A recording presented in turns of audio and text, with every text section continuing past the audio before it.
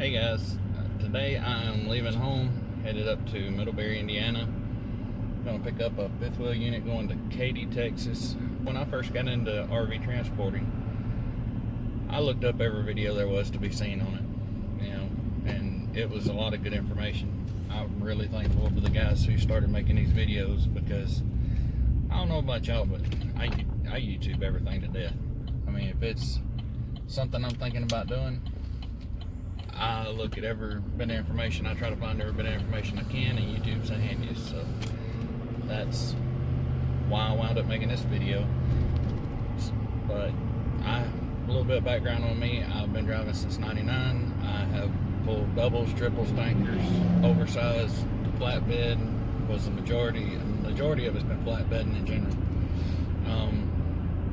And I just hope I can give a little different insight on the job. That's the reason you watch all the different channels, is to see the different people's experiences and their take on the job. Is it worth it? Is it not? Is it, just what all it's about. So I'm hoping I can give my own personal insight into that. So anyway, I hope you guys enjoy. I'll try to get as much footage as I can. I'm supposed to be going I'm leaving my house, which is down around the Alabama-Tennessee state line, and going to Middlebury, Indiana, picking up a fifth wheel unit going to Katy, Texas. Then I'm going to come back and grab one going out west. The reason I'm not going west first is because there's supposed to be a pretty good snowstorm going across, and I still have to find tire chains. I got pretty much everything I need to do the job, but I've never really got into tire chains. My outlook on them is, if I have to use them, I don't need to be on the road, but you have to have them regardless if you're going out west, because there's some states and places that will ticket you if you don't have them. So I'll kind of try to update you more on that as I go, where I get them, how much they were, and all that cool stuff. Probably do a video on putting them on, taking them off, because I'm gonna be honest with you, I've owned the said tire change for about 8 years now, and I've never used them. I have been asked to see them, to make sure that I have them, but I've never actually had to put them on. So anyway, I'm gonna get to it.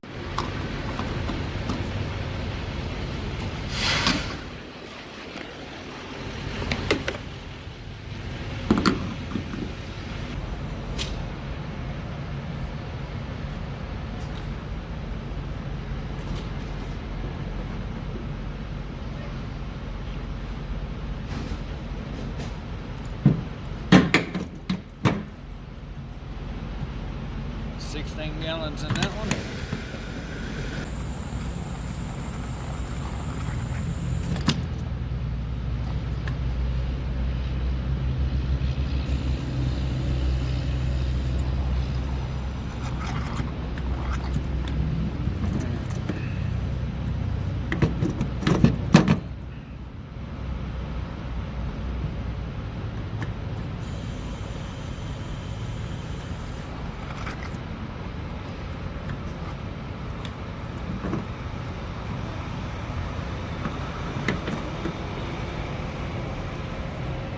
That one cool.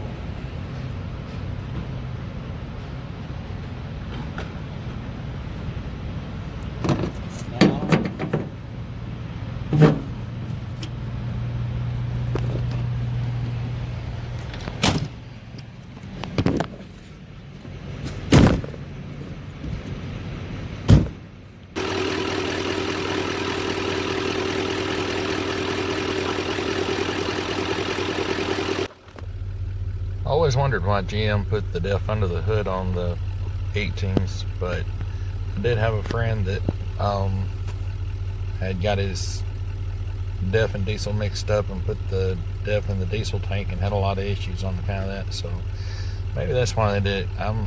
It doesn't really bother me though. I know some people that really don't like it, but it doesn't seem to bother me at all. I just always get it out of the pump.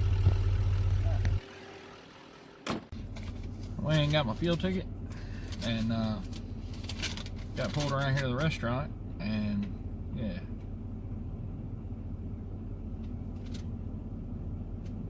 $160.24 and $14.17, but then I get 23 cents of this 23-cent discount at the Petros and TAs. Now, you may be wondering, why did I go around back where the truck's fuel? Because a lot of guys, I don't think, realize this. I see too many of them with campers that are out front, is you don't get your discount if you get it up front with a car's fuel. I know that's crazy, you know, taking a empty pickup truck around back to get fuel, but they don't give you your fuel discount around back.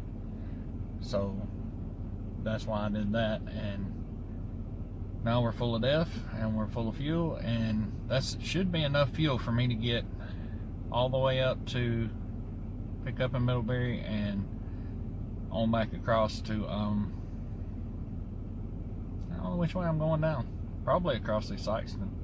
Yeah, take 31 to 70 to 57 to 60 to 67 right into the top of Little Rock, get on 30 and go over that way, hit 59 south to Houston. I think that's the way I'm gonna go.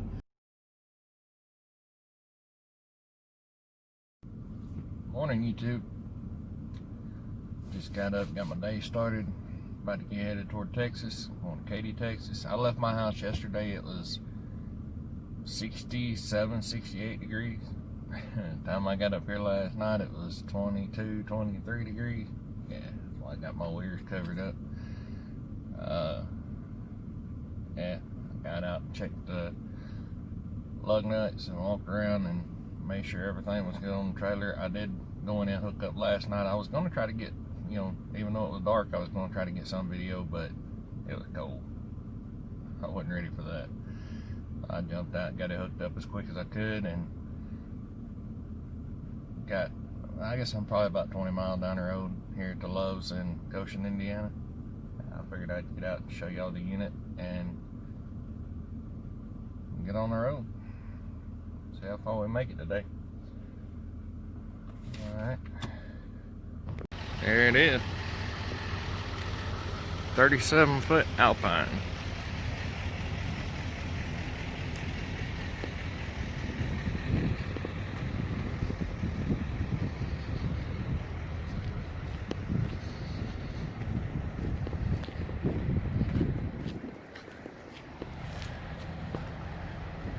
Old truck looked little up there in front of it.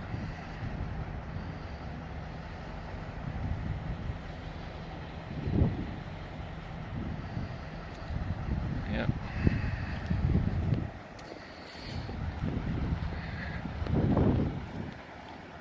I sat down on there with the airbags down last night. It wrinkled my mud flap up on the ground. That joker's kind of heavy.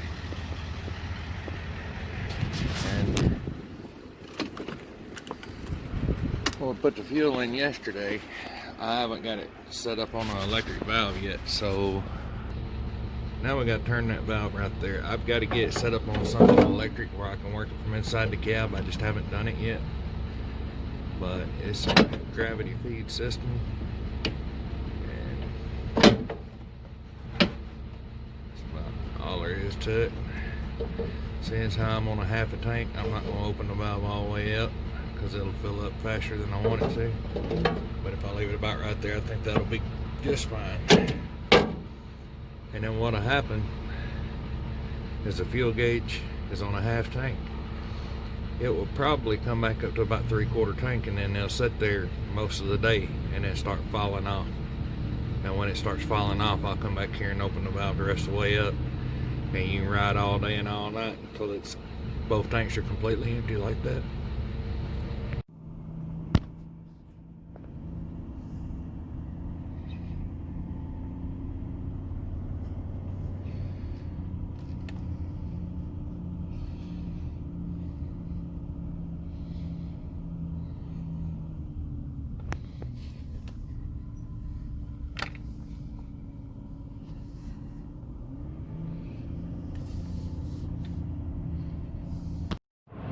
Around 465 going around Indianapolis. The day is shaping up to be a very, very boring day. Most all the other drivers that I know that usually call, or I call them, are off because it's Saturday. Most of the guys I know don't work on the weekends. And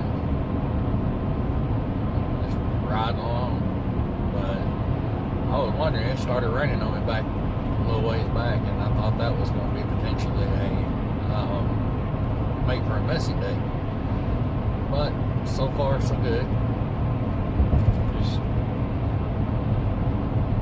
I say, boring ride. I think it said a while ago I had 1,150 miles to go, but we're not in a big rush. I got the Monday morning to be there.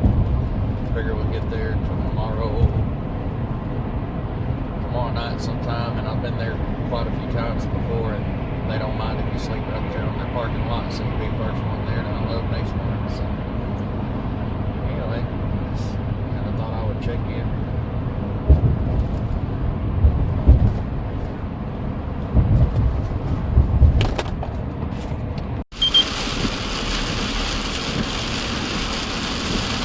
Yeah, this is from my dash camera. I don't know how well the audio is on these days.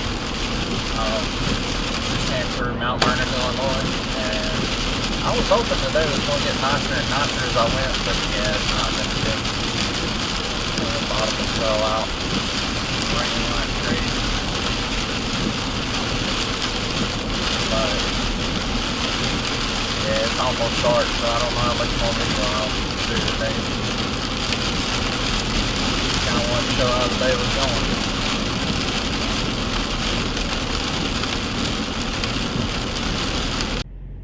Well, the rain slacked up. Everything seemed to get a whole lot better. The ride just went a whole lot better this afternoon after the rain stopped, but it didn't wear me out. I normally don't stop here. I am in Sikeston, Missouri at the Loves, and normally they don't have any parking, so I usually just go on and find somewhere else to park, like down in Corning, Arkansas or something like that, and pulled in tonight. They have plenty of parking. I need to get fuel in the morning. I left this morning on a half tank and opened the valve on my other fuel tank and rode all day long. I don't remember how many miles it was from here to Goshen, but still over a half tank. I think that back tank's empty though, but I was going to top off here because it's the cheapest Loves anyway that I found around. I mean, I'm sure it'd get cheaper as I get closer to Texas, but for right now, if I buy it here in the morning, I'll have enough to get me all the way there and a good start coming back out. So anyway, I'm gonna get some sleep and I'll see y'all again tomorrow.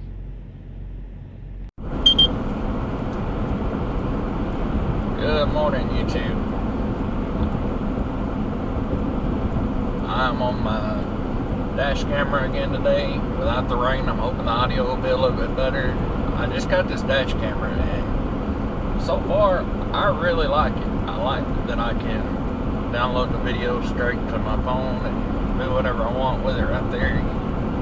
The video, something happens, you do something, you want to get it on your phone where you can share it, and you just click the button and it's on your phone. You click another button, you can share it. It's pretty cool. I'm happy with it so far.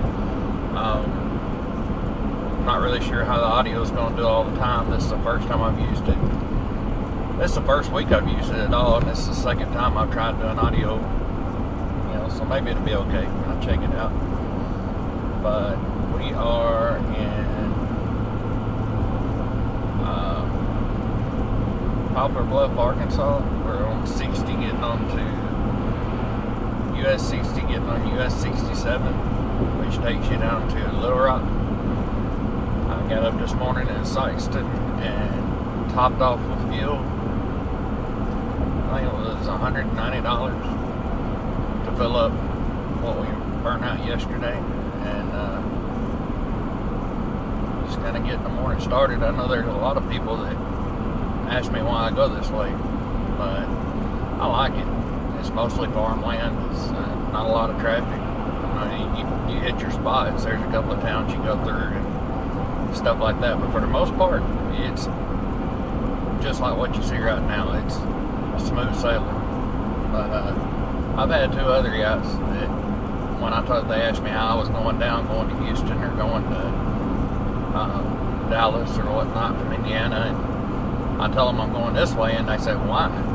It's a better ride. I like it. And they didn't really get it, and then both of them tried coming this way, and now they won't go any other way. So I know I ran it back years ago in the 18-wheeler before they 4-laned all the majority of it and all that stuff, and it I understood back then. I kind of felt the same way about it. It wasn't my preferred way to go, but since they got it all opened up 4-laned, it's pretty nice. 194 miles from Little Rock. You know, we'll be down there in just a little while, and jump on 30 and be headed toward Texarkana. Just kind of wanted to give you guys a little bit of an update. Like I say, I did get up. I checked all my connections. One thing I kind of want to point at, if you're driving along, especially during the daytime, my personal opinion, it's not a bad idea to reach down every now and again and turn your parking lights on, just to make sure the lights on the trailer do light up. When I was pulling around to get fuel this morning, I noticed the lights weren't working, and when I noticed the lights weren't working, I checked my brakes and the brakes weren't working, and I was like, oh heck, what now? But apparently that plug just backed out just a little bit. I pushed it and it didn't, you know, there's a latch on there that keeps it from coming all the way out, but most trailers you do not have a problem with, but if you're pulling a different trailer every day, you never know what you're going to have a problem with. So I pushed it down in there real tight again, and everything came back on, started working again, so that was good. But going down the road, I did have it years ago. I was in my 1-ton, and it doesn't look good. Years ago, I was in my 1-ton, and I was coming back from Texas with 2 livestock trailers, 2 Gooseneck livestock trailers tied back to back like doubles, and everything was going good. And I was coming down, I was going to get off at the store and get fuel and get something to drink, and by the time I got off the ramp, I realized I didn't have any trailer brakes. That's what had happened. That plug had gotten a little bit loose and lost connection, and it was really tough to get stopped by the end of the ramp. I had my brakes smoking on the truck. I actually slid the tires on the truck, and all because that plug got a little bit loose. So it's kind of a habit ever since then for me to either run my parking lights during the day so I can look in my mirror and make sure they're working every now and again, or reach up and hit my electric brakes and make sure that it shows on the dash that it's working. But just a little something that I like to do. And before you know it, you go through a little town called Pocahontas, Arkansas, and the road opens back up to 4-lane. And to the best of my recollection, it's 4-lane the rest of the way down to 40. It's 124 miles from here to Interstate 40 right in Little Rock. But yeah, I kind of like it. Kind of wide open. There's not a lot of traffic around bunching you up like there is on the interstate sometimes. I know a few people that wouldn't really find it coming this way because they don't have fuel tanks, and they try to stay where they know as far as places to get fuel. But there's the Loves that I got fuel at Sykeston last night, and then right before you get to Little Rock, there's another Loves in Searcy, Arkansas. Plus there's other places scattered out. There's a truck stop. I was going to try to get a video of that. There's a truck stop right at the Arkansas-Missouri state line. I've never been in there. It looks like a pretty good sized place. Got a big dirt parking lot and all that stuff, and then there's a really nice rest area once you cross into Arkansas.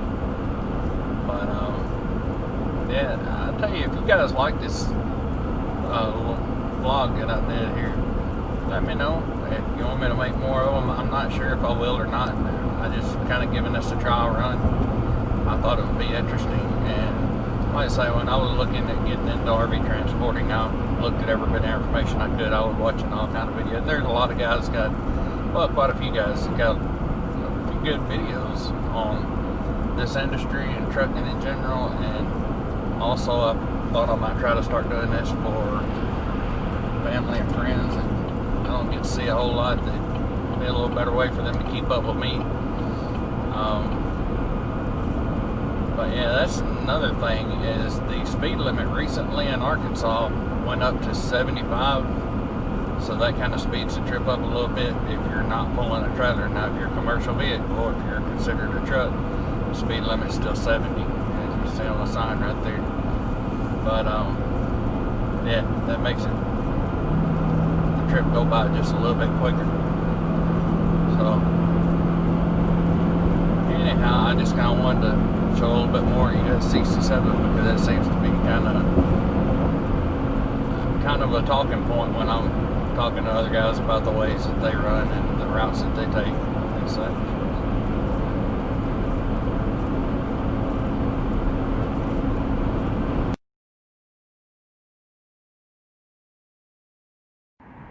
Hey guys, I am here in Katy, Texas at Holiday World, waiting to deliver in the morning.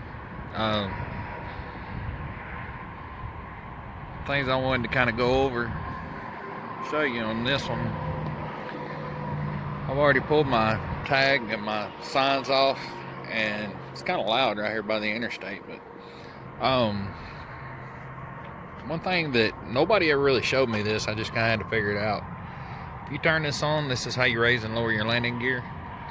As soon as you turn it on, it starts doing that.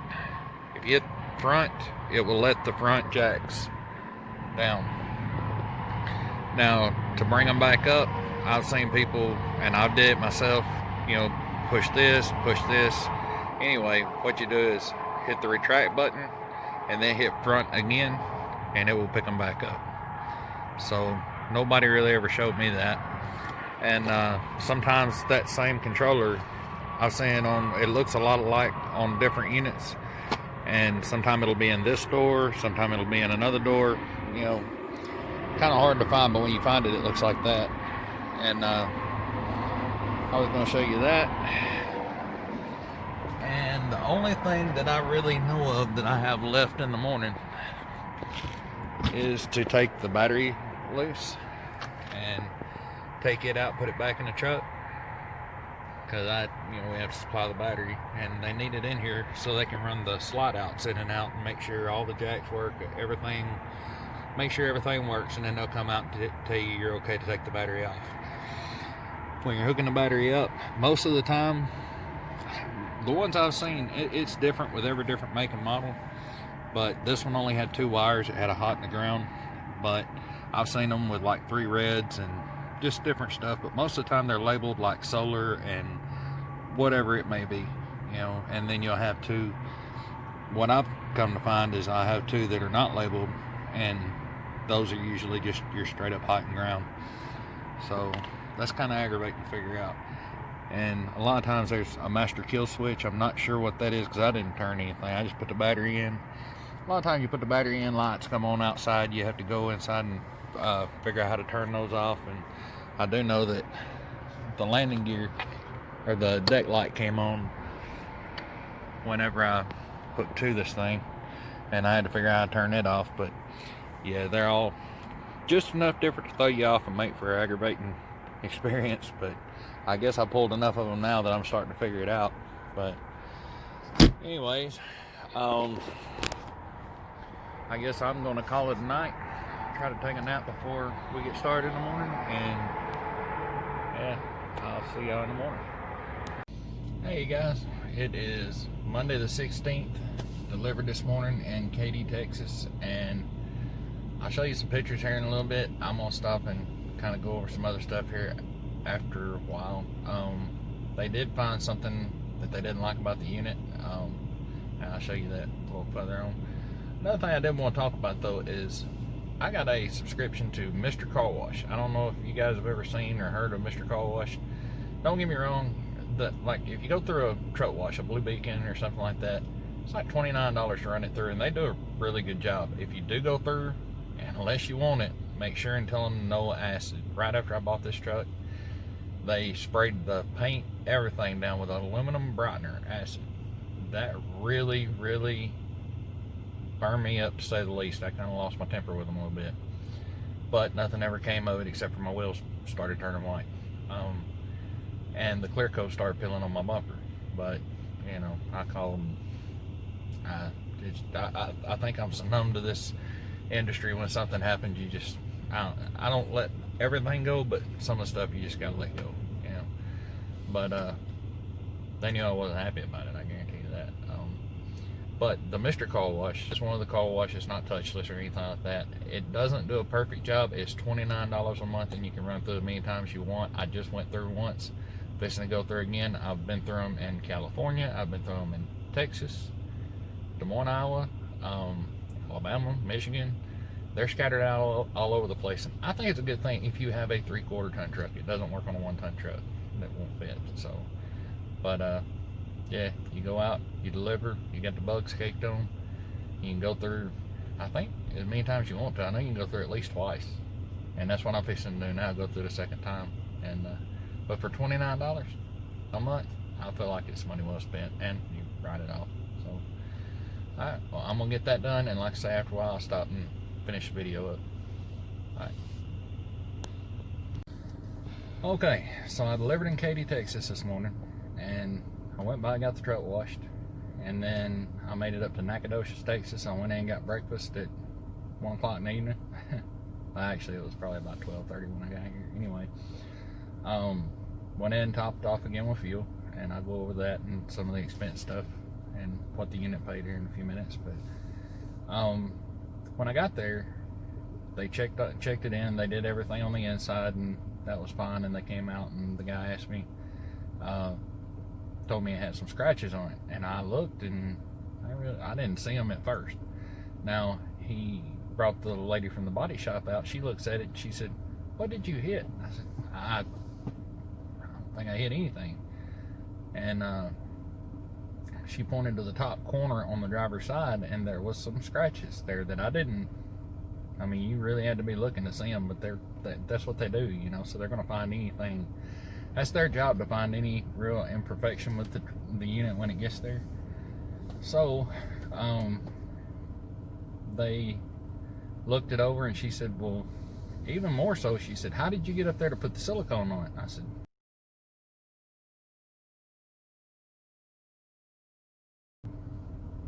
"I don't carry silicone. I didn't do anything with that." And they looked at it for a few minutes, and she come back and told me, she says, "Look, I don't think you did it. I don't know that, but you know, you'd have been dedicated. You'd had to find a way to crawl up there and do all that, and it doesn't look like a tree damage. I don't know what it is. I don't know what happened, but we have to write it up as driver damage so we can get paid to fix it." And I understand that. And she asked, "Did you not look it over better when you left?" But y'all saw it was, you know, late, and it was dark, and it was like 20 degrees out. The thing had a layer of frost all the way over it. It looked scratched all the way from top to bottom, front to back at that point. So I got to figure out something different about that. Maybe stop picking them up at night where I can look them over a little better, or something. But anyhow, that was aggravating. But they went ahead and they signed the paperwork, gave me the paperwork, took the unit, and it had that written on there, driver damages, that it had scratch marks in that corner. So we'll see what comes of that. I called the company, and they said we just take it as it goes. We'll see what happens, see what they say. So I'm hoping it won't be too bad.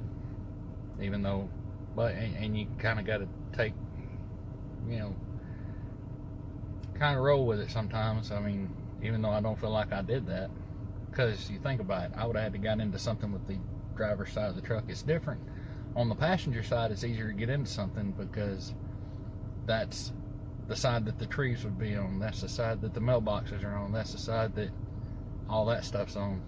But to get into something with the left-hand side, you have to be, you know, most times if you're going down the interstate and you're in the left lane, there's just nothing there, you know. So anyhow, get on to the good stuff. Taking that trailer from Middlebury, Indiana to Katy, Texas, after the company got their cut, you know, this is what I actually had deposited on my card: $1,479.24. Now, we stopped and got fuel the other day in Glendale, Kentucky. When I did the video, I didn't say that in the video, but we stopped in Glendale and got fuel. I stopped again yesterday morning in Sykeston, Missouri. When I woke up, I got fuel, and I just topped off again, and it came to $533.78. Now, that being said, at 20 miles a gallon, I just put in 100 gallons. If you do the math, I'm getting 21 and a half is what the truck's showing. And it normally does, even when you check it on paper, it does about 20. Pretty consistent when it's empty. So you figure 20 mile a gallon times 100, that's 2,000 miles. So I got more than plenty to get me back to Indiana and get started on my next load. So it's not really fair to take all that fuel out of this, you know, calling it the earnings for this load, because it's a little much. That left me, but if I do it that way, which is what I'm gonna do, and I also have fuel coming empty from the house up, and then coming down here and going back up. So there's one fuel in there that should have normally been on another load. So that left me with a grand total at $945.46 to the bank for Friday afternoon, Saturday and Sunday, and Monday morning, and then the drive back. So it's not, like I said, to me, my personal opinion, it's not great, but it's not bad. And I'm going up right now. I'm going back to pick up another one. I'm not sure what it's going to be, whether it's a camper or cargo trailer or what. I kind of assume it'll be a camper, and we're going to Buckley, Washington. So I'm going to try to put this out. Please bear with me on my editing. If you're still watching, please bear with me on my editing. It's taking a while to do it, and I'm doing it off of my phone. I know that it's kind of choppy at times, and it's been challenging. You know, the short ones are not that bad, but when you start trying to put 4 days worth of videos, I mean, I'm sure that there's a lot of guys do it, and theirs look really good. I know there's tricks to it. I just don't know them. So just know that I know that it could be better, and maybe if I keep doing these like trip vlogs or whatever you want to call it, maybe that will get better. So anyhow, I guess that'll wrap up this one, and thank you guys for watching. And I just recently hit 100 subscribers. Thank you for that if you subscribed. I thought that was pretty awesome. I know I never really even figured I figured I made my first couple videos and I figured that was the end of it, but I get comments, all the good comments that I get, you know, they kind of drive you a little bit to want to make another video. And like I said, I watched some guys, there's too many to name, and some of them I don't even know the name, I just knew their content, you know. But they had some really good videos on RV transporting. They're probably the reason that I didn't back off and run away from this, you know, because it doesn't sound right when people are talking about it. You actually have to, it actually helps a lot to hear it from somebody who does it every day. So yeah, anyway, I'll quit rambling. Thank you if you're a subscriber. I really appreciate it. Thank you for all the comments that I've gotten on my other videos. You know, it's motivation to want to make another one. I'll see you again in the next video. Thanks.